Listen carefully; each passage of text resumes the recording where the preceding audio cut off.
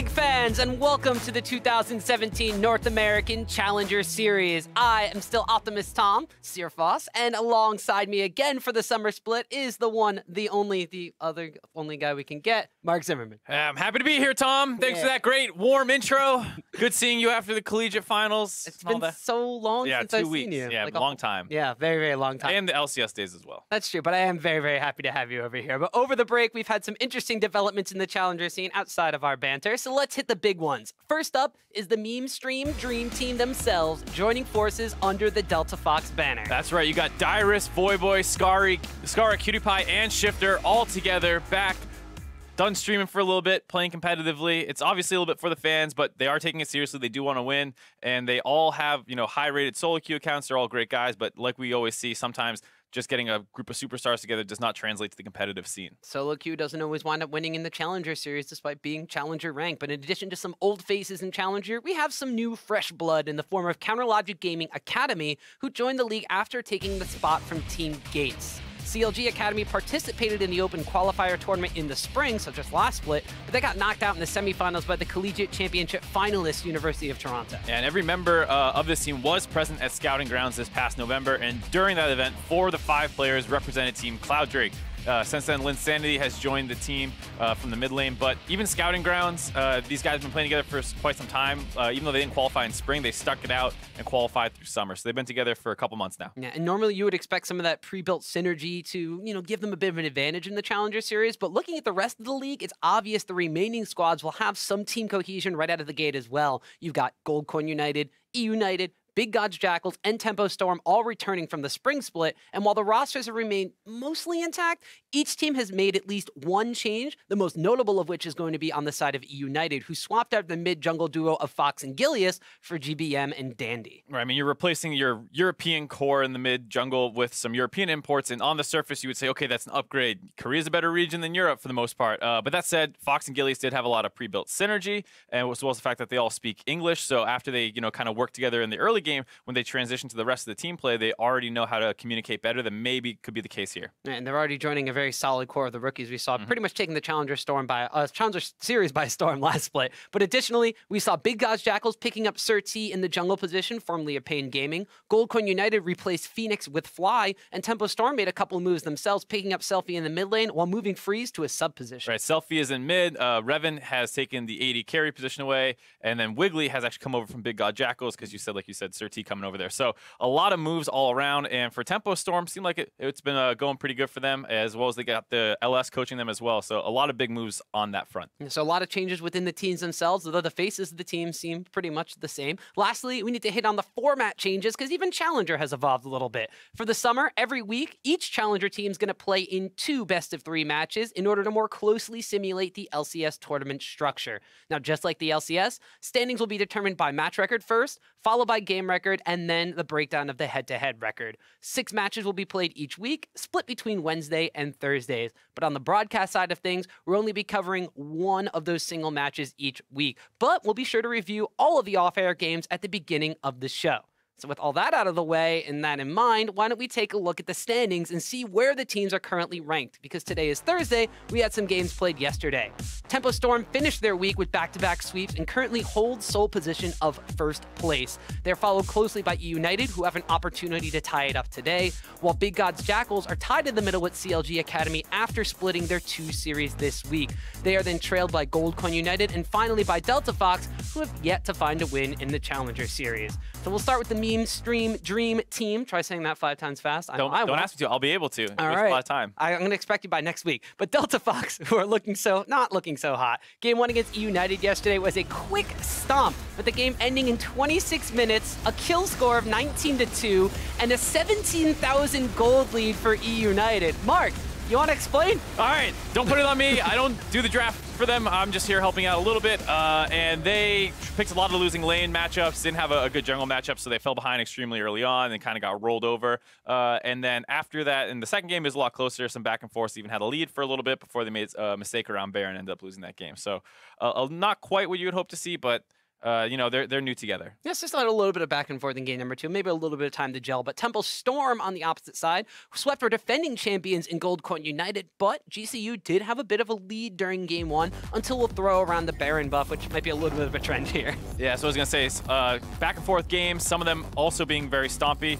Usually game 1 stompy, game 2 a little bit more back and forth. And this time it's kind of the reverse. Game 2, slow snowball until ultimately is a Tempo Storm closing out just after 30 minutes. Yeah, so maybe a little bit of the reverse what we saw, but we get to see some interesting picks. Selfie was on with Signature Cassidon pick up here, and we actually got a chance to see Tempo Storm Sheep using Blitzcrank against Mad Life, which is something you don't always see. Not always, and it's the kind of thing where if you get a squishy support mage in the bot lane, sometimes you do see people going for that Blitzcrank pick. Anyways, finally we have Big God Jackals, who started their series with a convincing win over CLG Academy, and then game 2 was back and forth, but Big was able to secure the win after taking the Baron off of this fight, and CLG tried turning it around. They're down a member already. It's a good look, but they get forced out, and then Fabi kind of wraps around, and Pekin Wolf on the tail end of this on the Orianna is going to be able to pick up a triple kill, making good use of the low cooldowns and spammable spells on the champion. Yeah, we mentioned that CLG Academy coming into this one with some pre-built synergy. You think that would be enough to kind of succeed in the challenger split? Blake God's Jackals, they only replaced one member, and that's Sir T in the jungle. He was formerly of Pain Gaming, made it all the way to Worlds, took a couple games off of teams there. Looking pretty impressive so far in the Challenger Series. But that, of course, brings us to tonight's match, the last match of the week, a rematch of the Challenger Spring Finals with eUnited taking on Gold Coin United. Ultimately, it was GCU who was victorious in that previous finals match, but they find themselves back in the Challenger Series after an unsuccessful promotion tournament. Unsuccessful because they didn't qualify, but they did show that they are able to compete with a lot of the bottom tier LCS teams. They beat Envy in the first round and then took both Liquid and Envy to the full 5 games in the subsequent series, but still, like we said, dropping in those games 5s.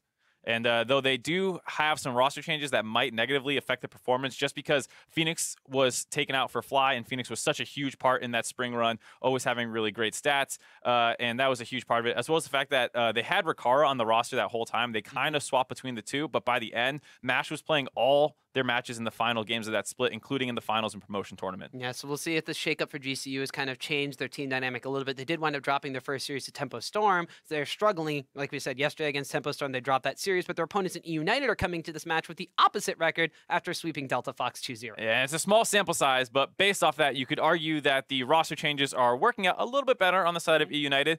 This squad held on to its rookie talent, which was actually kind of the big story for them coming into last split, and choosing instead to swap out their European and junglers, mid-jungle for the Koreans of GBM and Dandy. Individually, like we said, these players should seem like an upgrade, but there's not a lot of synergy that they had coming in, and we'll have to see how that evolves over the course of the split. And the big thing is that Fox and Gilius were super aggressive in the early game, and they had a lot of playmaking that then joined up with the rest of the team later. GBM is more known for his passive wave clear style and then great team fighting, so a lot of this team's success will probably hinge on how well Dandy's going to play in the early game. And last time we saw GBM in the North American side of things, he was relegated into the Challenger Series before he wound up having a small stint on Vitality. So we're going to keep a close eye on the jungle matchup, as you mentioned, though, in this one, alongside Santorin, who has Dandy in his sights. I think I'm most excited to play against Dandy on United. I think United as a team will look even stronger this split. I think like they replace their mid and jungle, and I think they put better mid and jungle in, so I think it's going to be harder to face them this time around. I'm just mainly like, I really want to play against Dandy. It's like a guy it's a guy I've not really like looked up to, but it's a guy I love to watch play because he was really, really good back in the days. I don't know how he is anymore because he was playing on, I think, a Chinese team, so I didn't really watch his play. But back on, well, in Season 4, he was really, really good. So. I mean, that's the big thing. A lot of people kind of drop off their following of big Korean players when they go to that Chinese scene. Dandy struggling a little bit compared to some of the other imports like Mata, who has been extremely successful during his time in China. So a little bit harder to keep your eye on Dandy if you aren't watching every team in China. If you're only watching the top teams, he wasn't usually playing in finals or anything like that. Yeah, he made it to the LPL playoffs a couple of times, but lost in the first round almost every time, and actually had a role swap as well into the top lane. But now he's here in North America, and it's time to get started for the Challenger Split Summer, beginning with the game number 1 in eUnited on the blue side. In the top lane, it's Licorice. Jungle, there's Dandy. Mid lane is GBM, and their bottom side of the map, bot laners definitely with support Zazel. And then over on the red side, it's Gold Coin United in the top lane solo. Jungle, Santorin. Mid lane, the newcomer, Fly. And then the bot lane, Rikara, supported by Mad Life. And as you mentioned, Gold Coin United having a bit of a different look to them as well, with Rikara as the ADC position, or the bot lane position, and now Fly in the mid lane. Fly himself, of course, was no slouch. He was on a multitude of Korean rosters, Jin Air Stealths. He was in a OGN finals on KT Rolster and just barely missed out on Worlds last year. It's defeated by Samsung Galaxy in the regional qualifier. Coming off a stint with Longzhou Gaming, didn't make the playoffs. He's trying his luck here in North America. Yeah, I think Fly was always one of those guys who was just kind of under the tier of really, really impressive mid laners that you see in Korea. He was never quite the rookie, the pawn, the faker level. Always just a little bit underneath them, but that's not to say he's a slouch in any regards. He was always a great team player, really well known for things like Lysandra, his Aurelion Sol, and then even going way back to like Season 4 days, he had a lot of great poke champions like Xerath and Azir and things like that. Well, that's one of the things that Phoenix did not necessarily bring to Gold Coin United, was more of the kind of team play element. He was definitely someone who played for lane phase and then transitioned his advantage. Fly's a little bit of a different style. So as we get into Champion Select for our first game of the Challenger Series here, we could already see that some of that team utility has been banned away. The Taliyah in the mid lane, as well as in the top lane, Solo's not going to get a chance to play Shen. A lot of globals or semi-globals are meta right now. You talk about the Galio, the Taliyah, the Shen, all this stuff flies around the map trying to make odd man plays. A lot of that getting targeted out right away. Both these teams are pretty well coordinated in their map play, and that's kind of what separated them from some of the other teams in the Challenger Series last split, so no surprise to see those taken out. eUnited banning away the Thresh, another champion that has risen in popularity recently, and no surprise, GCU forced onto that Zac ban. Well, of course, you also don't want Thresh, who's very popular in the meta right now, going into the hands of Madlife coming out from GCU. Yeah, someone who's kind of made his name on champions with hooks and predictions and all the crazy mechanical outplays you can make with them. Yeah, well, it does leave open the jungle pick of Elise first off here for eUnited, something Dandy's extremely comfortable on, something that you were telling me before is kind of just risen as like that first pick or a ban priority. Yeah, I think you saw a lot of jungle nerfs come in over the last season. You saw, Rengar and Kha'Zix kind of being OP at the start of the last split, getting knocked down slowly over time. There was the jungle tank, or the tank rework, excuse me, and a couple of junglers in there, but Zac was the one that really came out far ahead of that. He's often, just permaban status on red side, which means the next strongest champion left up after all those AD assassins got hit is now Elise. Oh, well, on the opposite side, Gold Coin United are going to be snatching up the Lee Sin for themselves, which you do oftentimes see potentially being picked up as the counter to the Elise. And one of the things that Gold Coin United was definitely always very synergistic with was the synergy between Santorin and Madlife. Once they got out of lane phase, it was really that core duo of them being able to be mobile around the map, place wards down, and put them into the successful siege situations. Lee Sin's extremely mobile and has a lot of wards on his side as well. I think that's one of the things you could sometimes over the course of the last split criticize Santorin for, was being a little too slow. He famously had a Rengar game where I don't think he ulted for the first 20 minutes of the game. Lee Sin, you need to make a little bit more action happen because he does tend to fall off in the late game. So hopefully we get to see that, a little bit more aggression out of him. That said, in the promo tourney when he was up against Lyra, arguably the best jungler in NA, he was able to match up decently well. Still getting outperformed, but not to the point where you thought it was this horrible mismatch between the two teams. He had some very good Graves performances. We'll see if he's able to replicate that here on his Lee Sin. But the Ashe and the Varus have been snatched up. Two of the very popular bot laners being taken, as well as the Karma being one of the few supports that actually, none of the supports besides the Thresh were banned away. So that's going to be kind of still rising to the top of the table. It looks like GCU are going to wind up picking the Zyra to go against it. No Lulu priority in this one. Lulu, after the nerfs, kind of got taken down a little bit on the priority list, combined with the Doran shield coming in. People are just less susceptible to poke a little bit, so when you combine that with the nerfs, she's dropped a little bit below Karma for a lot of people's priority. Zyra has stayed up for a lot of people just because she has always been this annoying laning champion, so as long as you're not in a potential all-in matchup where you're potentially against things like that Blitzcrank we were talking about, as well as Rakan and all these other things going up in priority. If you end up in the poke situations between the Karma and her, generally Zyra a little bit favored. Yeah, now we see a lot of the top lane bans being thrown away. We already have the Galio and the Kennen being targeted away, as well as the Shen in the first ban phase. Now we're really seeing both Gold Coin United and eUnited kind of hanker down on that top lane pool here. The Renekton being banned away, as well as the Fiora. This is very interesting because Licorice was one of the standout players from the Challenger split last time around. He was a very heavy tank player, but since then, he's bolstered his repertoire of champion pool, and he's ground up a lot in solo queue. Well, I think that's the thing, is that even when we talked to eUnited last split and they were talking about Licorice and we said he's a tank player, they all disagreed and thought that he was a carry player and known to them for things like Rumble and things like that. So, like you said, finally hitting rank 1 in North America, spamming Fiora as one of those champions. They're actually the ones who banned it away this time, but it is surprising to hear like this kind of transition in the player. When he came out initially, it was all about the Maokai and things like that, the Shen. Now trying to get a little more proactive, a little bit more carry potential in his position. Well, we do wind up seeing that the Gragas is being picked up for the side of Gold Coin United, and with the Lee Sin already locked in, that means it will be going to solo up on the top side of the map. Gragas very powerful tank in the top lane, and we'll see what the response is going to be from eUnited, because as we mentioned already, top lane champion pool's been pinched very tightly, although one of the ones that slips through actually is the Kled. Yeah, you talk about the potential carry coming in for Licorice here. Kled, a great champion for that. Doesn't dominate 1v1 matchups, but has a lot of gank set up, teamfight utility in the mid and late game, and then once he gets a little bit ahead, he is extremely good at pressuring lanes. So against the Gragas, he's probably going to need some help out of Dandy to get that matchup really going in his favor, so top side going to be pretty interesting to watch this game. Well, it just kind of plays into what we were talking about with the United. Dandy's going to have the one to really make things happen on the map, and there's not going to be a whole lot of proactivity coming out from the mid lane either, but the Vladimir being locked in here by GBM. Very safe laner, scales eventually into the later stages of the game, not the biggest playmaker in the early game. No, mostly you're looking to hold on, like we talked about the Doran Shield coming in. He's a champion that loves starting that early on. You farm out for your first couple levels. Once that Q cooldown gets a little bit lower, you get your first item purchase off. He becomes extremely sticky in lane, hard to force out of there, and then he starts farming up. And once he gets that proto belt, then he can start making the plays. But you see GCU going with the Kassadin to counter it. Yeah, so they're going to be a bit of a farm matchup themselves. The Kassadin, of course, will be a very powerful late game kind of split pushing threat. You do end up having the Gragas on their side as well, who can make those cross-map TP plays, potentially setting up for a little bit of, well, the challenger favorite of a 1-3-1. Yeah, a lot of people running the 1-3-1, not just in challenger, but around the world.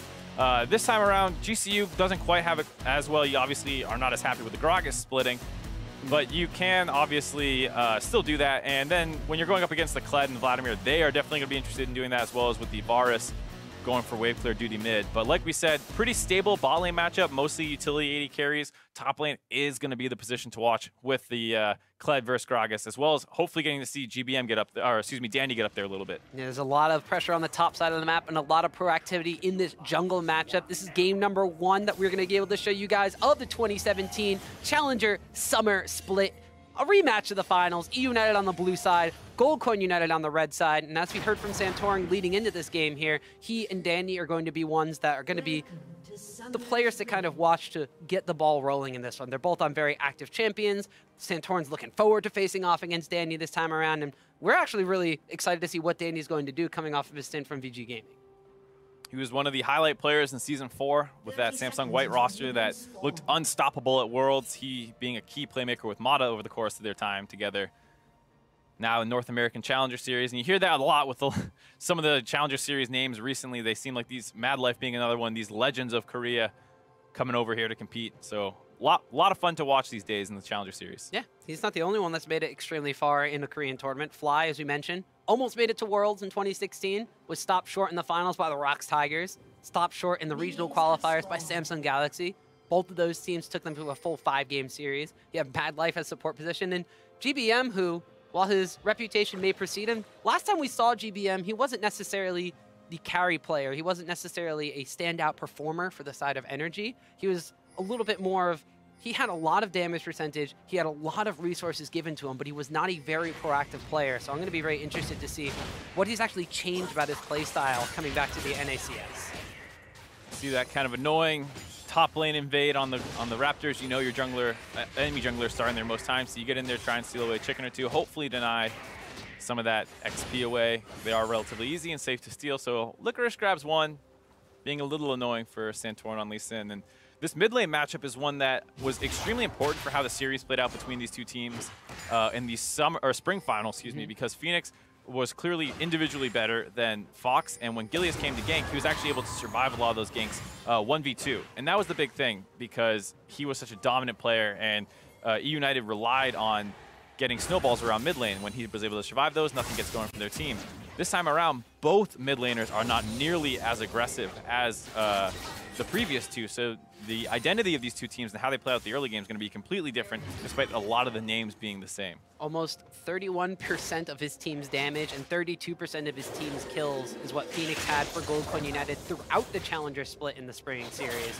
So Fly's got some big shoes to fill for himself here. They've already gone down 0-2 against Tempo Storm on Wednesday, who they themselves have redone a little bit of their roster. So Goldcoin United, the story before was we expected these guys to be like the Cloud9 Challenger going into Spring Split last year, and they were expected to just roll over everybody in the Challenger Series. And they took a lot of time to get going. Of course, they had Mad Life with his visa issues. The lineup took until about week 2 or 3 to actually kind of all come together. And then slowly but surely they went ramped up until they almost made it to the NALCS. We were hoping they would take that momentum and roll with it here, but you know, they're already 0-1 here in the Challenger Series. Yeah, but they did have some changes, like you said, with Rikara and Fly coming in now. And, you know, Lokodoko, the coach of the team, had tweeted out that he wasn't super concerned with the slow start. They started slow, like you said, last split, and they're more focused on improving over time. So this is a great time or a chance to prove that you are getting better, bouncing back from that 0-2. Early on, you see Zyro with that push advantage going in, getting some vision down, helping support Santorin on those Krugs during his invade. Meanwhile, Dandy on the top side doing the mirrored path. Yep, so a little bit of counter jungling going down between these two junglers. They haven't actually met themselves face-to-face in their opposing side jungles quite yet. But you did mention that there's a little bit still they have to ramp up and a little bit still they have to prove on the side of GCU, but the same kind of goes on the side of eUnited. These guys are a core of 3 strong rookies who had 2 veterans that were kind of teaching them the ropes, and we heard from, you know, Deftly and Zazel saying that pretty much Gilius was the brains of the operation, and they followed him even sometimes to a fault in their shot calling. Well, now they're the core of the team, and they're bringing in 2 more veteran players who are a little bit more inexperienced. I don't think GBM and Dandy have actually played together with each other, so the core of these 3 players are going to show that what they took in the spring split and took to the promotion tournament carries over here. And so far, Deftly and Zazel being pushed in a little bit here by the bully lane of the Zyra and the Ashe. One of the strongest bot lanes you can get on the side of GCU. Constantly pushing that in with Santorin hovering around down the bot side. It's a little scary for Dandy to make his way down there to try and relieve some pressure. Instead getting vision on the top side, and then once you have that vision on the top side, you know, well, I don't see him up here, he's got to be on the bottom somewhere. So the side of United's bot lane is not even trying to push up and contest that wave that much because they know the map has been split by the junglers. And while the junglers have split the map, looks like United have gotten a little bit of an aggressive shove in the mid lane. We did see Fly going back a little bit earlier on and utilizing his teleport to upgrade to a corrupting potion in addition to that Dark Seal start you see on Caston. He does wind up landing the slow though, coming out. Does get a little bit of damage back onto GBM. Both junglers though were on opposite sides of the river of mid lane, but both of them decided to recall, so no more aggression in the mid. Fly has already gone back once, purchased Corrupting Pot with his Dark Seal, so able to get some of those favorable trades.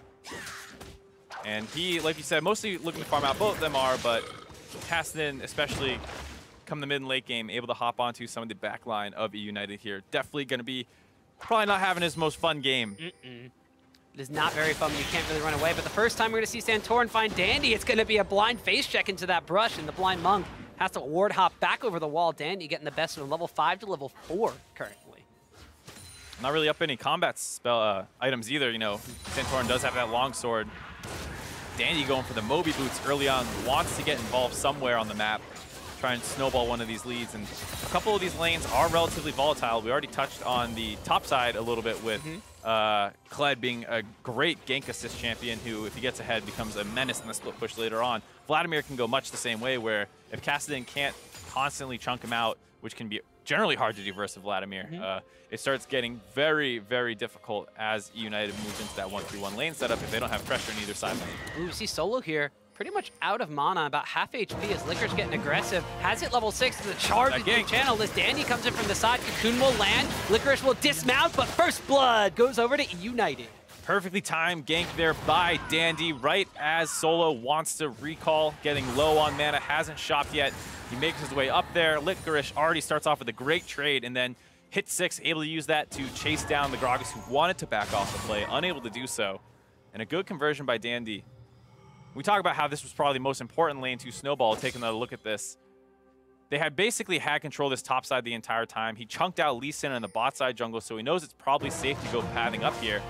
And good communication between the two. Licorice saying, I can start this dive off. Pled extremely good at that, gets the dismount, drops turret aggro, and a very clean first kill on what we're hoping to say is a little bit of a new look eUnited here with a little bit more focus on that top side carry with Licorice hitting that rank 1 in North America in solo queue. Yeah, the previous play style for eUnited's top laner was he was very good at using the teleport play when Gilius was making something happen in the middle or the bottom side of the map, but he was pretty much relegated to tank play on the top side, only really participated in teamfights by utilizing that teleport. But this time around, on a more carry-centric champion, he gets the first successful gank of the game from his jungler in Dandy, and we'll see if he's able to wind up utilizing that advantage quite effectively. He still does have teleport on his side, as though Solo does as well. We see a Hemo play going off in a flash forward from GBM, trying to get the damage out on the fly, but did not look like that Tides of Blood connected quite as much damage as he wanted to. Able to trade flashes there, though.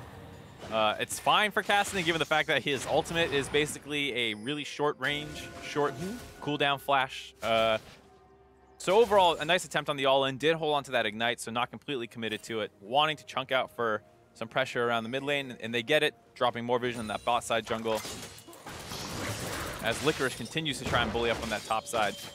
Seems like eUnited's game plan is make sure bot lane's self-sufficient, just farming out with that Karma and Varus, which, as you can see, even CS down the bot lane, and then allow Licorice room to work on this top side. Well, bottom lane from eUnited was one of the lanes that we said coming into the Challenger Split playoffs and coming into the promotion tournament, they were extremely self-sufficient. They were A-okay to go 2v2 against pretty much any lane in Challenger, but as soon as they went up against some of the LCS caliber bottom lanes, they struggled and had difficulties kind of surviving that 2v2 matchup. A lot of it was during the pick and ban phase, definitely was put on some B or C tier AD carry pickups like the Sivir back then when it wasn't even necessarily being played at all. Although when he does have these comfort champions like the Varus, like the Caitlyn, like the Ashe, he has been able to go toe-to-toe. And against Rakara, who, as we mentioned, was on GCU, but did not necessarily have the starting job going into the promotion tournament, they seem to be A-okay holding their own despite being shoved in under tower. Relatively even in CS, nobody's died down there.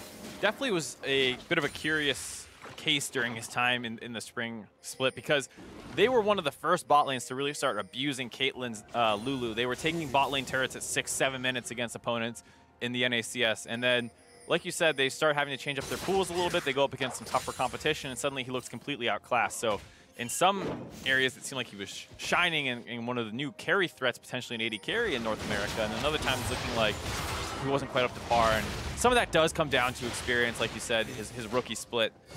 And hopefully continuing to improve as his time in the competitive scene goes on.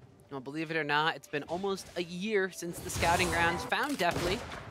And this time around, he's on his second Challenger split, so we'll see what he's learned in his time so far on eUnited, and if he can apply it to this split of the Challenger Series. But Goldcorn United, eUnited, both of these teams, eUnited got the best of them in the regular split. Goldcorn United eventually wound up taking them down in the finals of the Challenger Series. And a lot of the times it was based off that mid lane matchup, but Phoenix no longer on the side of Goldcorn United. A lot has kind of fallen onto the shoulders of Fly, but considering the fact that both these mid laners want to scale, the junglers are really the ones that are being kept in check with this ward control coming out from the side of not only just Madlight, but also Zeyzal and this Karma continuously roaming up. You can already see that while this Cassin's trying to roam down in the bottom lane, the Ashe Arrow actually does connect down onto Zeyzal, but Rakara taking a tower shot here. The play was already scattered out because of all this ward coverage, since Santorin and Fly cannot collapse. Dandy's also just already waiting for this. And that's one of the criticisms that came the side of GCU was that they struggled in the early game to really find advantages a lot of the time. And they rely on Santorin to make things happen, and if he's not making it happen, it was on Phoenix to just get 1v1 advantages in the mid lane. If both those fell flat, the team struggled to get going. And this time around, somewhat the same case. Obviously, Gold's still extremely close, but neither team making too many aggressive plays.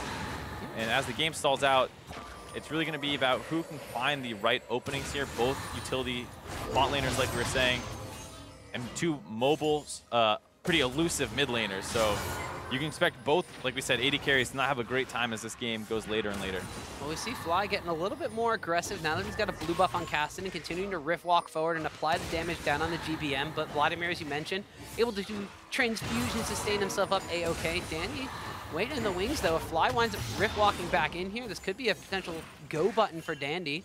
There are pings on the side of GCU. They smell that something's up, but Fly's going to wind up going in again. Dandy's already walked away, though, so GBM left all by himself. Fly was watching. He saw Dandy path over top of that ward, kind of right next to Raptor Pit. So he knew that there was no longer a counter gank waiting for him, goes in for the trade. And that's one of those things that can kind of tilt your other team, is they feel like they're camping, waiting for this opening. And then as soon as you go in, it's right after they had left. So hopefully United knew that there was that ward there, and they instead going for a wraparound gank. This time, Danny running all the way down to the bot side. Fly going to try and make an escape, but he's been teleported on. And Licorice is already there, but Santorin's already in the jungle as well. Madlight flashed over the Dragon Pit wall, but it's going to be the top lane and the jungle from eUnited collapsing on top of him. Dandy picks up a kill on Madlight, but they're separated from the rest of their team. Dandy's going to go down, Licorice is dismounted, and he's going to fall as well. 2 turnaround kills picked up for GCU, but they're not done yet. GBM trying to pull in, the Tides of Blood goes up, but a kickback from Santorin knocks him back into his team. GBM goes down, and now it's just the bot lane duo from eUnited against the entire team of GCU. A 3-for-0 on the side of Goldcorn United.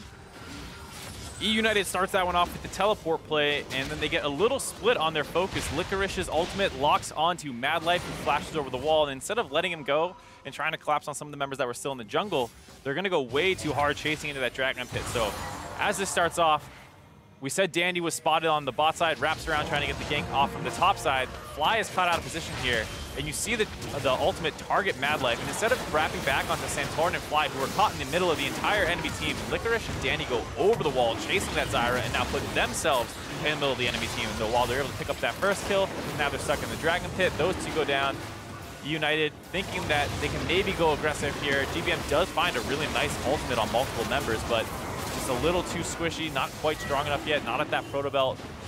He gets dropped as there are so many members of Gold Coin United low, but not quite able to do it, and this could start putting Castellan over that edge, having completed his Rod of Ages now after getting a kill and 2 assists. Yep, it's also got 4 stacks on that Dark Seal and a pair of boots to match that, but GBM gone back, picked up the proto belt off of that. We saw Santorin barely living with a sliver of health through the Ignite from GBM, but now they're going to be targeting down to Fly. Dandy is here, the Cocoon winds up missing. Fly's going to wind up running to the waiting arms of the rest of his team, coming up from the bot side of the map. Santorin and Mad Life have roamed up to support him there. Mad Life and Rikara having pressure for the most part in this bot lane the entire game. And now they're moving up in the jungle together, trying to find some pickoffs, getting a lot of deep vision. At some point, they're going to try and roam down and make this kind of global play. There's no teleports available, but they do have the Castellan, who is much more mobile, able to hop over walls and make a short beeline path to this bot turret. And United senses that pressure, senses the bot vision control, and they're going to have to give this turret up now. Yeah, well, we mentioned the fact that one of the strengths of Gold Coin United was the warding synergy between Santorin and Mad Life, and that still seems to be a very strong suit for them. So they're going to want to get the first tower gold in this game, taking down that bot lane, giving all the solo gold to Rikara. But as we saw on the top side, United are not going to just sit back and wait for this to happen. They're going to try to trade it off by having Dandy starting to solo that Rift Herald, while Santorin is going to solo himself an Ocean Drake. So it's still going to be a 2 objective for 1 trade in favor of Gold Coin United. Lots of objective trading, but overall the right decision. You're not really going to be able to make a opening to get to that turret and defend it, and even if you do, it's still going to get lower and lower and lower, still getting chipped down. So instead, they kind of ditch it. Dandy paths up to the top side, grabs that Rift Herald, wants to find an opening for it. Potentially in the mid or top lane are the most likely ones that he's going to be looking for, but then no rush right now. You have that buff for a little bit before you decide where you want to drop it. And that kind of puts a little bit of the pressure onto eUnited. Not necessarily pressure to do something, but they have the Rift Herald, so they are going to be the ones that want to try to make a proactive play. Gold Coin United, on the other hand, we talked about, sometimes they struggled in the early game. They weren't as proactive or as lane dominant as we thought they would be. They didn't go around just crushing people during lane phase and getting early game advantages. They kind of waited until the 15 to 20 minute mark to really get going. Now that they have an advantage, our question is normally how do they transition this? It looks like now that they have kind of a little bit of a wait pattern now. They wait for that Rift Herald to get some, and they see where the lanes are going to be assigned and try to attack whatever lane that eUnited offsets. And for the most part, it's going to be on the back of Santorin and Mad Life. We talked about their synergy previously, still here in the new split, and you already see a lot of the action hinging on where these two go. Even that fight at Dragon was off the fact that Santorin and Mad Life were pathing to try and cut off that teleport play, and eUnited selected the wrong targets to go after. Here, once again, moving in for bot vision control, and this is where they have their pressure, and this is where they want to keep pushing it. It's hard to make a play up on that top side, where Licorice is handling solo 1v1 a little bit. And eventually, they either want to bring their bot lane up to Fly to pressure GBM on Vladimir, who's not great at line wave clear in a siege situation, so they can look for that. Or they can keep trying to push in this bot lane, find vision for Fly to make his way down to the bot side and hopefully get onto Deathly. Yeah, and they still have Rikara's Ash Arrow to wind up catching somebody out of position if they're trying to de-ward the jungle or just trying to move forward in pressure on the map from the side of eUnited. So Gold Coin United, very strong setup, and now I can kind of see why Santorin was saying that he really wants to face up against Dandy. Oh, but a flash forward from GBM on the Mad Light, the Hemoblink and the Igniter there, and that's just going to be a solo kill for GBM. That's what we're saying about Vladimir, is you think he's this passive laning farm champion for a little bit, but as soon as he gets that proto belt, the openings start coming out of nowhere there. Mad Life walks slightly too far forward. He gets blown up by his ex-opponent in the LCK, GBM. Whew. Well, you can ward up the bottom lane jungle all you want, but I guess Mad Life did not see that one coming. GBM picking up a much-needed kill for the side of eUnited to get some more traction in this mid lane, specifically in the counter matchup against this Castellan. He's probably going to have to be the one that deals with Castellan if he wants to get into a split push kind of scenario here. It's Fly continuing to put pressure down on the mid lane. And that's what we talk about with Vladimir being one of those champions who wants to stay even or ahead of the game. Some things can play okay from behind, something like a Varus. It's okay if you fall behind, you wave clear, you farm with your Q. Vladimir, one of those champions who needs to dive backline and be able to blow people like Mad Life up. And if this game kept going in GCU's favor after grabbing that first Hurricane, you start potentially falling out of the game, but that great solo kill going to keep him relevant now as he's able to complete a couple more items, getting that Spectre's cowl down. Meanwhile, Licorice and Solo on the top side of the map continuing to trade blows back and forth, despite the first blood being picked up for Dandy with the assist going over to Licorice on the top side. Not all too much has really happened in this Kled versus Gragas matchup. We see a Black Cleaver completed for the Kled in addition to his Tiamat. He got extremely early on, but we saw the Gragas going for the standard kind of triple Doran's ring into tanky items, the Ninja Tabby being picked up. Now the Sunfire Cape means he's got a giant effective health pool that this Kled's going to have difficulty cutting through. Licorice will be able to keep doing it, though, slowly over time, given the fact that he now has that little bit of shred. Solo very tanky.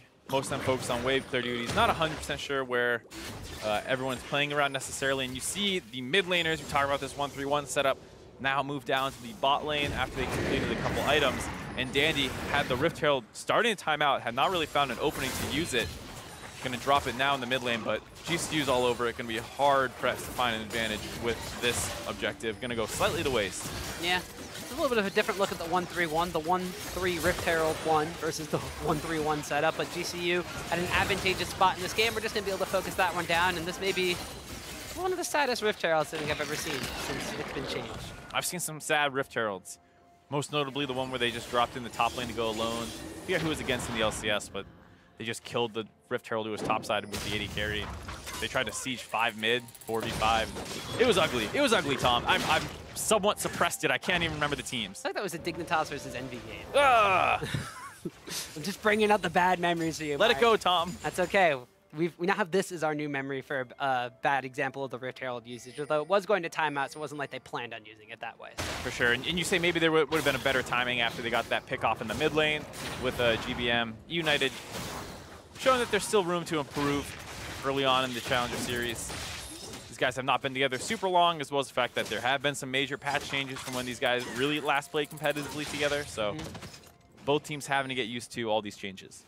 Well, so far, things that have not changed for both of these teams is a little bit of a stagnation in the early to mid game. Now they're at about 20 minutes in, and Infernal Drake is going to be the next big objective that really spawns on the map. Of course, Baron is still alive, a little bit too early to take that one, but the Infernal Drake will really be the focus here. Goldcoin United has been hankering down on all of this vision control in the bottom side jungle from eUnited, so they will be the ones that are able to set up vision control around the Dragon Pit first, and now the core unit of Mad Life and Santorin continue to invade deep into the opposing jungle, clear out this vision, and try to just create an opportunity for themselves to take this objective based off of pure vision control, or maybe even a pick in this mid lane. And that's the thing. Where we talk about both these teams having 1-3-1 setups and stuff, they're also both good team fighters. This is not a Fiora in the top lane, something that just wants to split for eternity until she ends the game herself. Kled is fine getting involved, teleport flank, having that ultimate to just find targets, even sometimes going straight up the middle, able to speed up everyone behind him. Oh. So eUnited has a lot of openings potentially. Dandy almost gets caught out there by the Zyra. You talk about that vision control playing into the pick style that these teams can look for. Obviously, some great chain CC if Mad Life can land a root into Ash Arrow and maybe a Lee Sin kick. I mean, it's Mad Life. If that was a hook, you would have hit it. Because it's a root, Dandy's able to just duck out on that. Somehow line skill shots are totally different. Completely different. I mean, one of them is a hook and one of them is plant roots. I mean, come on. I mean, to be fair, he was also pretty crazy on things like Lulu and other supportive style champions. There's that famous clip of him knocking someone out of a Thresh Lantern with his own ultimate. Some really highlight plays out of Mad Life. Zyra a little bit less flashy, but he's able to get the job done still, zoning away a lot of eUnited from being able to contest this dragon. They're going to completely give it up, focus more on clearing out waves, and Goldcoin United slowly grinding eUnited out of this one. That's what happens when you can't necessarily see where you're going to be going, so Goldcoin United able to take that objective pretty much for free. Although it is not increasing their gold lead, it will generate huge advantages for them, adding the percentage of AP and AD onto the rest of their team. As you mentioned, slowly grinding down on what eUnited is going to be doing in this matchup so far. It also puts their scaling Kassadin, who will be split pushing on the bottom side of the map now that he has almost half of his Rod of Ages stacks charged up against this Kled that it looks like eUnited is going to be sending down to the bottom side. Only going to keep trying to move each other around. You saw Gragas had just itemized a lot of armor. This time finally picking up his Abyssal Mask now, recently renamed. So he has a little bit of MR, but he's obviously still a lot heavily itemized towards armor. So if you can get the Vladimir versus him, he's going to be good in that matchup. Licorice will be doing decent against Kassadin, has a strong all-in threat, kind of sticky, but Kassadin's pretty strong. So you're going to see potentially both teams moving their side laners around, trying to find small advantages where they can. And in the meantime, the junglers and support's going to be teaming up around the mid lane, but it seems like that pre-existing synergy of Santorin and Madlife has been getting the better on eUnited. All right, this is where this playstyle of Goldcoin United is a little bit more superior to what eUnited is trying to be doing with Dandy. We saw Dandy and Santorin have a different approach to the way they're playing this one. Normally you think Elise and Lee Sin both going to be extremely aggressive junglers. They split the map up in the early game. They play things a little bit differently. I see you. I'm smiling because Santorin he's playing Lee Sin, but he's still Santorin. So there's different looks to Lee Sin. The Meteos Lee Sin that you sometimes hear about, where you're a lot more about using your mobility and skirmish potential to track the enemy jungler and try and hold them down in their playmaking themselves, which is a totally viable strategy. It's just not necessarily what you always expect when you see a Lee Sin, because you think crazy ganking and invading, and it's more about control style Lee Sin. Well, that's one of the reasons why I guess Santorin was so excited to play against Dandy. We heard him just at the beginning of this matchup saying that he was really looking forward to playing against Dandy, and we see the clash of those styles. Santorin all about tracking where Dandy is and where he is not, making sure that his lanes are safe and that Dandy's going to be shut down. Dandy went for those early mobility boots on Elise off of his first blood. He was able to pick up one kill in a team fight around the Dragon Pit, but he hasn't really been able to get a lot of traction going since then because of this ward vision, this ward control being put down by GCU. And Elise a little bit faster of a farmer than Santorin or Lee Sin as well, so no surprise to see him with that small advantage here. GCU tries to pull the trigger mid lane, a little telegraph, but that's the thing is you are fine throwing out the Ash arrows. Actually, yeah, be careful though if GBM's going to be coming over the wall there. Flash and the Proto Belt after. It looks like the teleport wound up being canceled there by Fly. A charge coming in from Licorice's Kled. It looks like now that eUnited, after they've disengaged from that fight and re-engaged a little bit, they want to be trying to fight themselves now. Solo kind of caught off on the opposite side from the rest of his team. Goldcoin United are trying to get to their tanky Gragas. He flashes away, uses the explosive cast to keep himself alive, but now GBM's been caught out on the opposite side. Looks like he's going to get ignited up by Madlife, but he will be A-okay for now. Licorice, though, is going to get blown up. He did get dismounted, but he will remount as Santorin comes in. GBM's going to get rooted as he tries to come in, but pulls through the Stranglethorns, but Fly has now arrived. The exhaust is worn off of him, and with everybody's health bar so low after all of that fighting, nobody dies. That's what happens when you have a lot of slippery champions in the game. Licorice gets extremely low, gets the remount. GBM can heal a lot and go untargetable with his pool. And similarly, Fly has a lot of mobility, jumps in there. It seems like he's overextended, but he didn't have to use his flash to get in there. He uses that to get out. And at the end of the day, everyone walks away. No deaths. GCU able to hold on to this mid lane turret. And a very crazy, scrappy skirmish in the mid lane. Yeah, and that was all started off the back of Goldcoin United finally trying to pull the trigger. They have the Ash arrow that they fire. They try to catch somebody out in the mid lane, and then things kind of get turned around. And now we'll have to see. That fight had lasted so long that now the Ash arrow is going to be coming back off of cooldown, so we could just see GCU recall, move back to the mid lane, and try to rinse and repeat on that catch that they started off here. And it was a good look. You're fine trading summoners if you're getting the ultimate or the flash for the Ash arrow. I like GBM's flank on the side, getting over the wall, pressuring, definitely almost killing him, and that buys them time to try and pressure around this mid turret. But they find Solo off on the side, and they tunnel on trying to finish him off. They have some good chain CC, but once Solo flashes away, is able to get Licorice off of them. GBM was caught out a little bit in the mid lane. He starts getting chunked out, and now there's multiple fights happening on different fronts for the side of eUnited. Licorice starts getting low. Barely able to get this remount just in time as Santorin is mid-air, jumps back onto Skarl, gets that health pool back, able to keep him alive. And then Fly was a little out of position as we come back, and Santorin's now caught. Ooh, yeah, well actually, he looks like he was catching Dandy out in his own jungle here. Nice Fly's repel. going to go over the wall, but the repel to dodge out the damage. Zazel's here to give him the shield, and now Fly, he's caught outside his enemy base here. All right, let's see how slippery you are, Casson. You got 5 men around you. All right, well, he goes forward. He winds up finding Zazel. A flash over the wall from Dandy to the cocoon stun will land, and GBM and Definitely are there to finish off the kill. He's slippery, but not that slippery. eUnited able to find Fly, who extended a little bit too far. The kick by Santorin dropped Dandy low. If he was able to follow up and get another combo off, he definitely would have got the kill, but Dandy repels the Rift Walk damage, which isn't super high anyways, and then while he's in the air, it buys time for the rest of eUnited to cut off GCU. And now, with the mid laner down, eUnited is going to try and rush this Baron. Still a lot of options available for GCU. They have every other ultimate available but Santorin's kick. It looks like eUnited might be using this one as a bait. The Kled charge is available. Everybody's ultimate is pretty much up. The explosive cast gets used. The charge is there onto Solo. Dandy trying to land a cocoon will wind up finding the Gragas. Virus still has his Chain of Corruption available. The Zyra Stranglethorns go down, and there's the Chain of Corruption. They lock up on the Gragas. He's super tanky, but he will go down. GBM, meanwhile, Protobelts into the backline, forces GCU back. They pick up another kill on the side of eUnited. Good restraint shown out of eUnited there, not hard committing to the Dragon. and a bit of a brute force, but that's what their comp is able to do. They have a lot of go buttons. The Karma can speed everyone up. Licorice as well. We talk about how Kled is great from the flank, can also just be used to charge right up the middle and speed his team up. He gets Varus in range to lock down the tank of Solo. They burn him down, and after that, a little too low to go back on the Baron, so they settle for the Ocean Dragon instead. Take another look at this one, and I like the way both teams playing. Solo just uses ultimate to mess with people and try and disengage, but it puts them a little bit too far forward. I don't think he wanted to split it quite like that, and then Licorice is able to speed up. Definitely, you see, just getting in range there to follow up with a chain CC onto Solo. So great Kled usage there, even though he didn't get the furthest charge you've ever seen. It was enough to speed up the rest of his backline, which had just been separated by the Gragas ultimate. Right, they're able to collapse down on top of the Gragas. It was one of those situations where eUnited was pretty much like, we're not going to wind up finishing this Baron, but if they don't contest us, we get it for free. Goldcoin United's kind of like, they can't do this. Like, we can just poke them off of it. But the Kled charge being able to go through the explosive cast, and like you said, speed up the rest of his team to catch up, which is really good usage. And although Goldcoin United still stopped the Baron, they only lose one member. Now eUnited were able to reset, get that bottom lane tower down in addition to the Ocean Dragon. They're first for themselves, but now Solo buying time for Fly to kind of come in here and try to take down Licorice.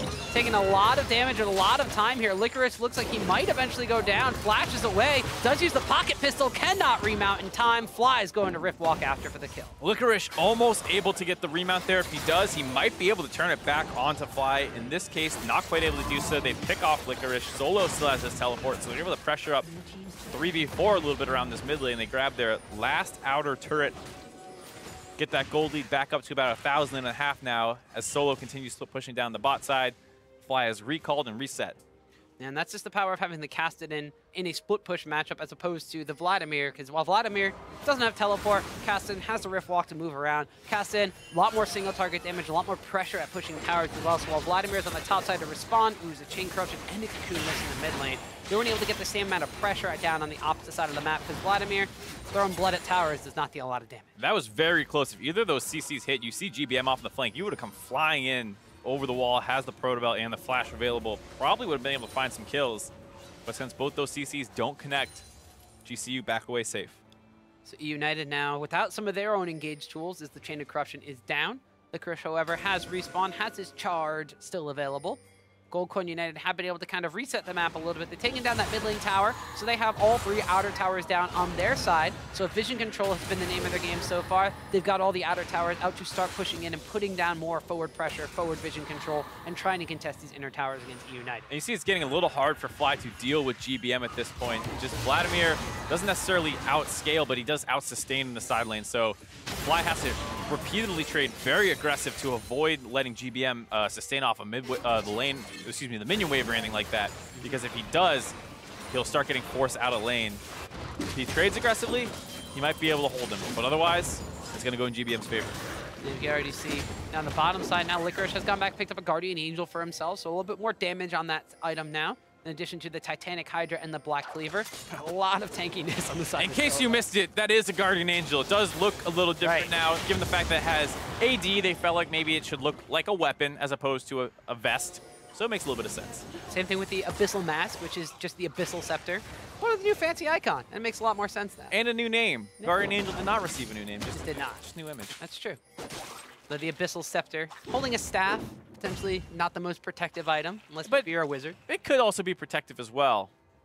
Yeah. Unlike a chain vest, you can't really make that aggressive. Like, have you ever been slapped with a chain vest? You get body slammed, that would hurt. Maybe that's why it was a tank item in the first place. But now we see GBM and Fly just going toe-to-toe in the top lane. The Ignite actually going down onto Fly, but Santorin's joined up with this one. Both teleports are being channeled. GBM's buying so much time. He saves the pool for the absolute last second, but Fly's going to trade his life for that of GBM. Everybody has kind of joined the fray in the top lane, and it's gone a little haywire. Santorin barely makes that alive. Licorice is going to get dismounted. That Guardian Angel sword or vest will get popped. eUnited looked to essentially turn that gank around, but wind up losing 2 for the price of 1. And that's what we're talking about, the fact that Fly does have that all-in potential onto the Vladimir, doesn't have a way to really cut the healing, so it's still a little difficult, but Santorin able to back him up, gets to that fight first, as it still, Mad Life gets blown up once again, trying to get some vision control set up for a potential Baron. Dandy waiting in the wings for him, he blows him up. deters any potential objective gain after that fight that went in GCU's favor in the top side. Yeah, that winds up being a 2 for 2. So with Mad Life down now, that means that Goldcoin United, despite getting advantages on the top side, lose the threat around the Baron Pit. They were able to put a couple of wards down, but not quite. And this all started off from the fact that this fight in the top lane looked like it was just between 2 people, but soon everybody showed up. That's the thing is, so both these champions in their split pushing have different advantages. Kasten is a lot stickier and more evasive in the side lane, whereas Vladimir has the sustained advantage. He opens up on the GBM, has the follow-up, walks a little bit too far away here. Should have been more in range to get a better follow-up. Small misplay by Fly, but he's able to get the all-in finish. Dandy shows up there to get the trade kill, and then it's just the fact that the bot lane of Goldcoin United was able to get in range first, pops a heal, able to keep him alive, and Dandy has a hard time getting involved. Kind of leaves Licorice alone on an island. He's going to go down. Even though his GA brings him back up, he gets dropped right after. You see the Ash Hour flying out just a half second too early to lock him up, but didn't matter because Licorice winds up going down either way. But despite after all that, we saw Mad Life getting caught off, so it was still a 2 for 2 trade, and that still means the goal counts are relatively even. 34 minutes into this game, there's only been 13 kills. This has kind of been a little, I would say, a typical GCU game from last split. Definitely a little slower in the early game than it should have been, but now that we've crested into the mid and late game, people are starting to make more stuff happen. The map's more opened up, and like we said, a lot of mobility, a lot of engage tools. People keep trying to find their openings. This time, Solo kind of caught off by himself, surrounded by eUnited, might try and either run away or turn this slowly back as the rest of his team's collapsing. Looking like he's prioritizing trying to run away instead. Yeah, the rest of eUnited, they're being a little bit careful. They're going to try to catch up the remaining members of GCU trying to meet up with Solos. Licorice pops the charge, but the team is a little bit far behind him. Now Licorice going to get turned on to. Does keep his health bar healthy enough that he will not dismount from Scarl. But Solo's still on the opposite side. In the meantime, they're just buying a lot of time for Fly, who's already split pushed down the bottom lane tower.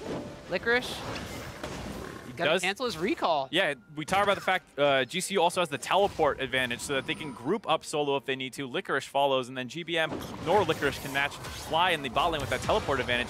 And with that Lich Bane completed, he actually does a lot of damage to turrets, able to take the inhibitor turret 35 minutes into the game. 2 towers taken with barely any response from eUnited besides maybe the Scuttle Crab they took around the Baron Pit area, but they're going to lose all of that vision control as well. Even the Scuttle Crab will expire as Goldcoin United sweep in. And you mentioned the gold was even. Now it's slightly in favor of Goldcoin United. They've gotten some global gold on their side by taking down those 2 towers. And now they're looking to be in a little bit more of a position. They can threaten an open inhibitor with that double teleport advantage. GCU have a lot of options available to them now as the teleports are getting close to coming back up. Licorice wants to potentially find an opening on the Fly, but you can see some tricky plays now where Solo can make his way down to Fly, who's in the bot lane, or you can have Fly in the mid lane grouped up with his team helping push and then rotate down to the bot side, try and find a pick on the Licorice and get the inhibitor. GCU no longer really needs to play around the Baron buff at all from this point on, which, like we said, has been the bane of a couple challenger teams so far. We definitely saw in all of those highlights coming into the show that the Baron Pit was kind of the make or break deal for a lot of the teams yesterday during the games, although this time around it still seems to be a bit of a hotbed of action, as we've seen both eUnited and Goldcoin United picking up kills on their respective opponents in that area. The top lane, though, has also kind of been a little bit of an interesting spot. They continue from the side of eUnited to try to chip away at that top lane outer tower. GBM's pretty much been doing it by himself ever since the lane phase. He got sick of it. He's like, Danny, come help me. Yeah, Danny's come on over, and they finally take down the second tower of the game, but there's still 5 on the side of Goldcoin United they have to answer for. Which is surprising given the fact that they are only about 1.5 thousand gold behind. They have a lot to make up in these objectives. They can catch with the turrets if they start finding a way to open these up, but they've kind of been on the back foot for a little while, ever since that one missed team fight around the Dragon Pit so long ago. GCU, for the most part, has had the inside track on whatever objective they're looking for. Yeah, they've also been able to get themselves a couple extra Drakes, and the Cloud Drake has spawned on the map. As soon as we take that one down, there will be an Elder Dragon that's available on the map. And we'll see if it's going to be Goldcoin United trying to clear that objective and get one of those bigger prizes on the map in the form of the Elder Dragon. United, though, they're content to kind of just match where GCU is going to be going on the split push. But GCU at this point in time are just content to move, that, like you mentioned, move that Kasten around the map. They don't have to pressure around Baron. They can send Kasten to an opposite side of the Gragas. They can roam around and pick people out of position. One of the things that they don't have as established as they did, say, about the 20-minute mark, though, was the vision control in eUnited's jungle. eUnited, since then, has been doing a good job of clearing the vision out. GCU has definitely struggled a little bit in the last couple minutes. The teleport's back available, but they still have Gragas playing around that top side. It's not really ideal because he can't stop and get pressure on the Vladimir 1v1. The fact that eUnited's still fighting pretty hard over vision around the Baron pit means it's hard for him to push up even if he was able to. So he's not accomplishing much in the side lane. Like I said, I'd much rather see him grouped up with the 4-man core and then potentially threatening come down to Castellan, or put the Gragas down there versus the Kled and have the Castellan roam, having a little bit easier map mobility with his Driftwalk. Well, it looks like they want to put the Castellan on the open inhibitor, but a teleport's being channeled now by the side of eUnited. They might be looking for Long a way to go. ultimate charge. He's going to want it going in. Are they going to catch down to Santorin or Ricard? It looks like the charge range will not be long enough. So eUnited try to make a play happen. They're not on the flank now. They get Deathly. They do want to catching on the Deathly, but he is going to be able to QSS that one away. Goldcoin United now have a GBM on Santorin and Solo. It looks like there's going to be a bit of a split fight as Flies come on the backside here. Pops the Zunya's Hourglass to evade the damage coming out from Varus. Solo's taking up as much damage as possible. GBM is sustained tanking on that side as well. Flies trying to 2v1 the backline of eUnited and the other side of this fight. And Ricard's just walking in the middle of everybody trying to get some damage down. Flashes away from the Vladimir trying to pop him down. Fly but drop. Deathly has popped Fly. Now Solo's going to fall, and eUnited with the superior team fight comp, as weird as that fight was, winds up picking up 2 for none. Almost well played by Fly there. He was zoning around the backside of Deathly and Zeyzal, tumbled a little bit on Zeyzal, not able to finish him off. And then after he goes down, the rest of the bot lane from eUnited is able to join up with the front line. I need to take another look at that fight to know exactly what they could have done differently to try to win that one for GCU. They disengaged the initial attempt very well. The Kled ultimate did not find a target, and then they re-engage with the Ash Arrow onto Deathly. They get that QSS out early, or the Mikhail, excuse me, and you think from there that should be favorable, but they did not ever really find a single target to lock down on, and now eUnited with those death timers still on the side of GCU start up this Baron buff. They got to be careful though. There's 15 seconds on Solo and 10 on Fly, and they both have teleport available, so they need to burn this one down pretty quick, and it looks like they will be able to. Santorin might just be looking for a bit of a miracle steal, lands the Sonic Wave. Resonating Strike goes in, they're stopping damage on the Baron, but Santorin's able to steal it away. Well timed, and you saw the rest of GCU actually helped him drop that one a little low. It was sitting around 1,800 health, and I'm pretty sure you saw Mad Life drop some damage in there. Ricaro as well, trying to help burst it down low enough to get in smite range of Santorin, who's able to give his life up and stall this game out a little bit more. We'll start things off, though, going way back to that initial team fight. That engage, flubbing on the side of eUnited, and it looks like this is a good spot where Solo has all these guys backed away, and once this arrow lands on the Deathly, a little too slow getting that Gragas ultimate over the top. Deathly gets QSS and gets on the other side of it, gets knocked back, and now Fly zoning around the back line, but they have no damage onto the Vladimir, who's very happy dealing with a tanky jungler and top laner. Ricaro tries to get involved, but it's too risky to walk around that path, and he just is unable to really get involved anywhere in the fight. Here, Fly could potentially try and stop messing around with this backline and hop back into the wall near the Raptor pit. Doesn't go for that. Gets a little too greedy, switching targets onto Zeyzal. He gets dropped, and this whole time on the other side, you saw it was GBM tanking the two members of GCU before they start looking at this Baron buff. Speed up a little bit now. Yeah, this is actually eUnited getting a bunch of recalls down before even rushing back towards the Baron buff here. So GCU was able to put a little bit of vision control down and around this Baron pit area, but eUnited knew that with the respawn timers and the teleports available from GCU, they needed to make something happen quick, but Santorin was able to steal that Baron away, and now it looks like GCU are on the offensive. We see the Ash Arrow landing onto Zeyzal. Santorin maybe biting off a little bit more than he can chew. Does wind up safeguarding away over to Mad Life, keep himself alive. Able to bait out the ultimate of Deathly, though. Not quite what you would obviously want. With that Still Baron buff. important. It's an engage tool for eUnited. It is an engage tool down. You get chunked up. He has to go farm some honey fruit in the river, heal back up. It's good that he doesn't have to get a full reset off because they do still have this Baron buff on multiple members, and they want to pressure with it.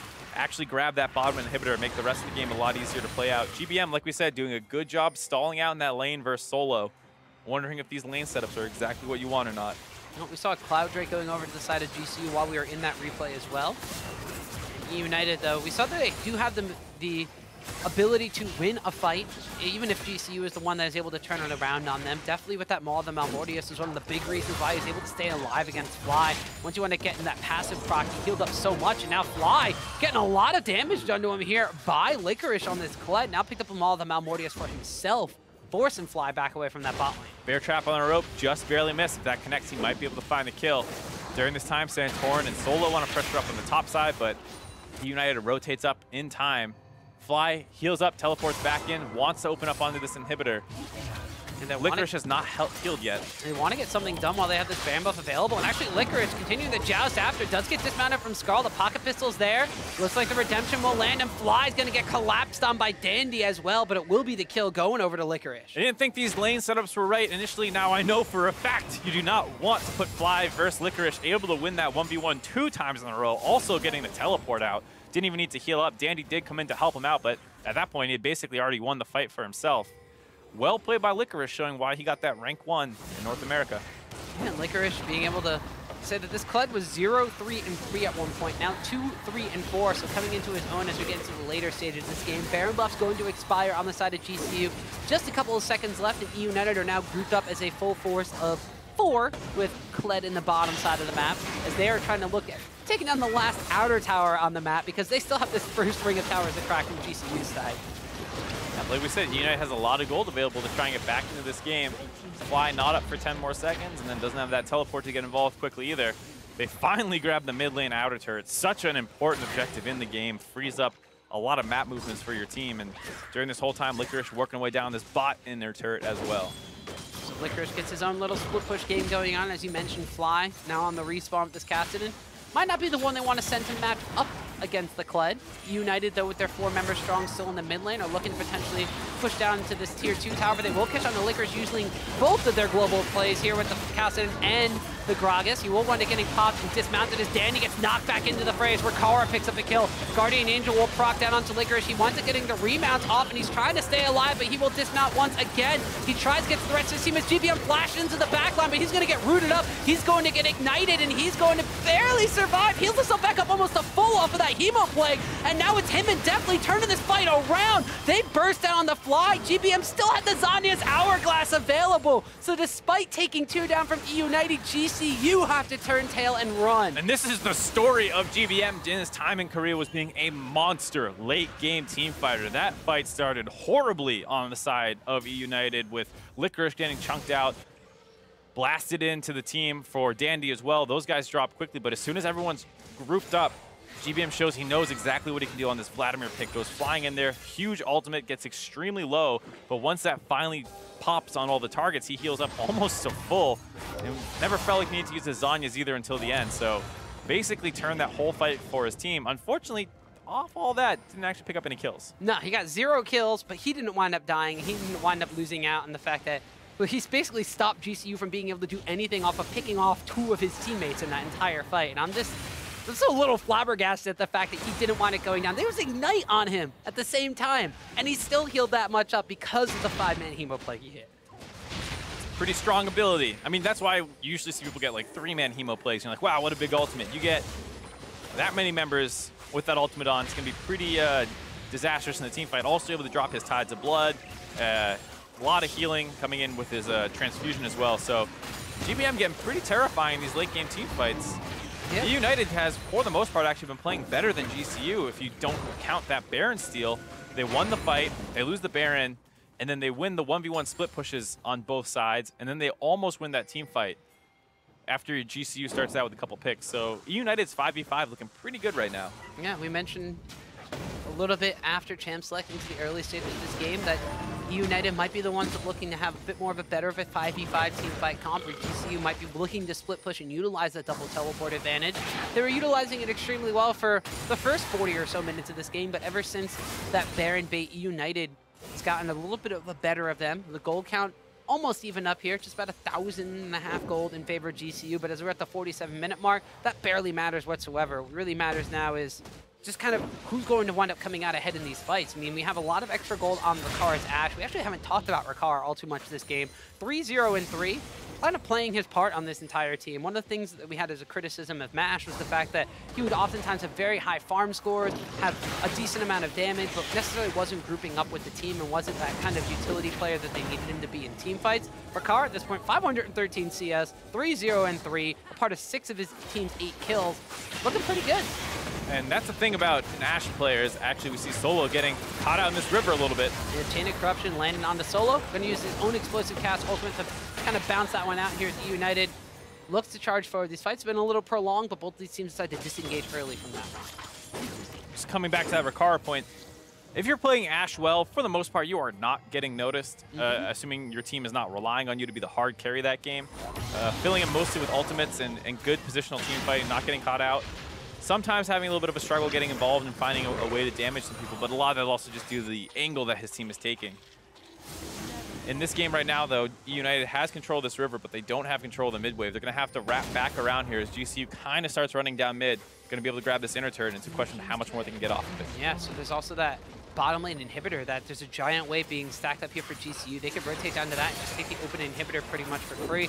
United have to be very careful about backing away to defend against this one, but it looks like they will take the longer, safer path through their own jungle, and they will be able to defend, but they do lose that mid lane inner tower, and now that gives GCU all the time in the world to de-ward this Baron Pit area and continue to dominate in the vision game. And that is why mid priority is so important in the late game. Just off that fact that eUnited did not decide to clear that wave, they lost the turret. Here, almost getting caught out of position, giving up that vision control around the Baron buff, not exactly sure where GCU was. And here you see GCU once again aggressively pushing and grabbing the minion wave first in the mid lane, showing that they have a good understanding of the late game macro in terms of what they want to do. GCU trying to cut the minion waves themselves. We did see that Ashe Arrow just barely tickling the backside of Zazel. Now it looks like the United were kind of motioning down towards the Elder Dragon. This time around, GCU just continued to threaten to push up that mid lane, and now they back way back towards the Baron Pit area. Licorice getting chunked out there by Fly. Chain of Corruption lands that onto Solo. He's tanky though, so it's not going to be a lot of damage onto the Gragas. Licorice, no Guardian Angel available, so if he dies here, it's not going to be a revive, and it's going to be a 4v5 situation. Because of that dismount, there's no charge available for Kled either. He can wind up going back and recalling, utilizing that teleport. That's going to leave 2 teleports still up on the side of GCU. So with Kled away and the teleport needing to be channeled, Goldcoin United are looking to use this opportunity to start up the Baron. Fly is on zoning duty. Goldcoin United get the teleport play, and they're A-okay to back away. And now actually might be looking to collapse on Licorice. His Guardian Angel has popped back up though. Fly knows he can't solo him, so he's got Santorin to help him out on the side, but United are collapsing from the opposite side. Goldcoin United are split in this one. The blast cone over the wall there from Santorin as Dandy flies in the opposite direction. Now they're chasing down into Santorin and Ricard, who've gotten caught out from the rest of their team. Fly is recalling into the base, has teleport available to join up the rest of his team. Licorice now trying to catch down to Mad Light. Ricard has to wind up using the QSS to run away as well. Fly's coming back from the teleport, but everybody from GCU is caught out by eUnited in the middle of the fray. Vladimir picks up the first kill onto Ricard, so the AD carry is down. They've rooted up onto Solo, a double kill picked up by GBM. Santorin has to run, Fly has to get away, and eUnited somehow come out ahead of that fight. GBM with another monster team fight. GCU is losing control of themselves when they see these openings. They have so much mobility available in the Kassadin and the Lee Sin that they think they can find a pick, but it leaves the rest of their team out alone, no longer having a great 5-man core. And then once eUnited is able to kind of survive that first pickoff attempt, GBN's able to find these monster engages, drops huge hemo plagues, and is able to win the fight for his team. And now with those members down, gonna try and end the game 5v3. 30-second death timer still on Solo, 20 on to Ricard, and it looks like that GCU, without a lot of wave clear on their side, cannot do anything as eUnited relentlessly assault their Nexus towers, and after 51.5 grueling minutes, Goldcoin United will fall. eUnited will resurge and claim victory in Game 1.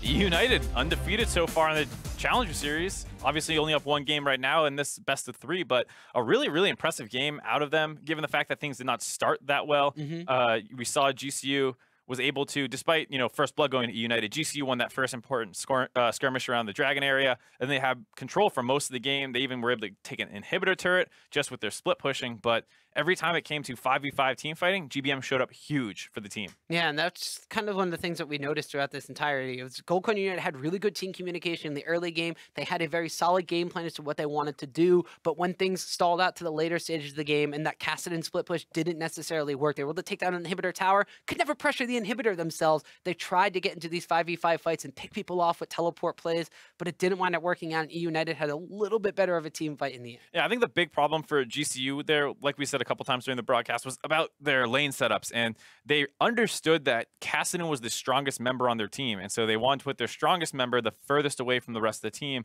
to pull more pressure down to him. The problem was that they were still matching it with the Kled, who was fine going up against the Kassadin. If you put the Gragas down there and then roam the Kassadin, and then you have double TP to get back to your 3-man core, there were a couple ideas that they could have gone for, but they just felt fine defaulting to the Gragas top and the Kassadin bottom, which didn't net them any advantages after they abused the teleport advantage that one time. Yeah, and they tried moving the Gragas and the Kassadin down as a team, but at that point in time had been kind of scattered out by what eUnited was going to do to counteract that, and they stayed in a closer lane to where their Kled was going to be so they could collapse into some of these fights. And while the lane assignments were a bit haphazard from Goldcoin United, the team fights from both sides weren't necessarily as organized as well. Even the last fight that kind of ended that game was a disjointed, crazy fight that lasted pretty much forever, and it wound up coming out ahead for eUnited, despite Goldcoin United kind of being the ones that looked to start it and then got caught out, and then chaos. Yeah, and that's the thing is we said that they tried to pick the Kled using the Lee Sin and the Kassadin. The rest of the backline for GCU could not get involved. They get grouped up trying to run away, and as they're trying to escape, that leads to a massive ultimate out of GBM here. Fly teleports back into the fight, tries to get onto Zay's, definitely, excuse me, but there's an exhaust waiting for him. He's not able to drop a lot of damage onto the back line, and after that, it's too easy for the rest of eUnited to kind of chase down, and even though they only got those 2 kills, that's all they really need to end the game. Yeah, and while it wasn't the reason why Goldcoin United lost that fight, it's a little ironic that as we were talking about Ricard being very solid on the Ashe, and the Ashe not being the big carry for the team, the one fight where he dies and gets 1 death in the whole game is the one that they lose the game off of. To be fair, he really doesn't have that much protection for him. I mean, he's got a Zyra, a Lee Sin, yeah, Gragas maybe to disengage. So if that Vladimir finds an opening to proto belt at your face, you as an Ashe are not going to have a good time. And you know, Ricard for the most part, one of his first games on broadcast here in the Challenger Series looked pretty good. You know, this split, but the rest of the team not actually able to find the openings they needed to win. No, well, we're going to be headed for a break, but when we come back, we'll see if eUnited can close out this series in first place, or if GCU will strike back and take us to a Game 3, because we're in best of 3s in Challenger now. Don't go anywhere. You're watching the NA Challenger Series.